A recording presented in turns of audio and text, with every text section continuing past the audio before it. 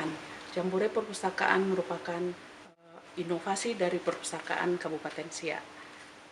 Kalau perpustakaan sebagai pendidikan luar sekolah atau non formal, semua orang mungkin sudah tahu.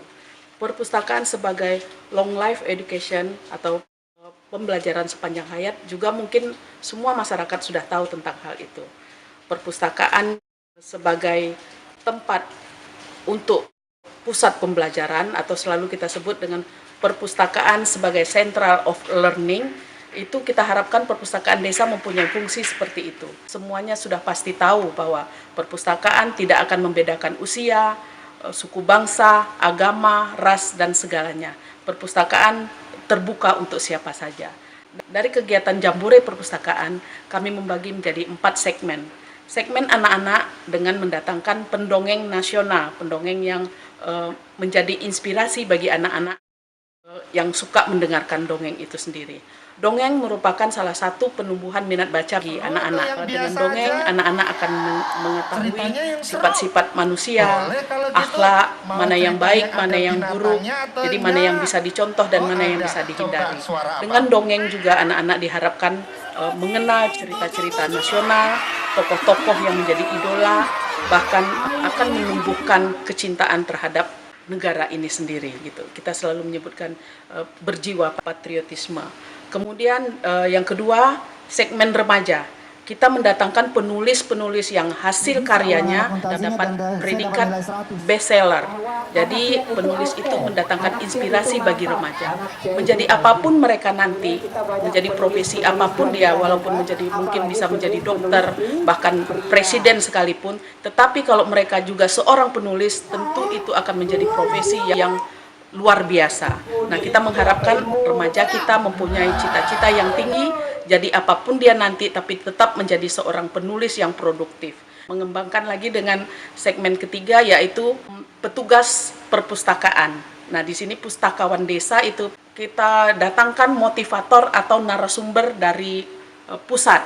Nah, di sini kita berharap petugas atau pustakawan yang ada di perpustakaan kampung termotivasi untuk menjalankan tugasnya, mempunyai ide-ide yang cemerlang, pandai berinovasi, yang selalu cinta dengan pekerjaannya.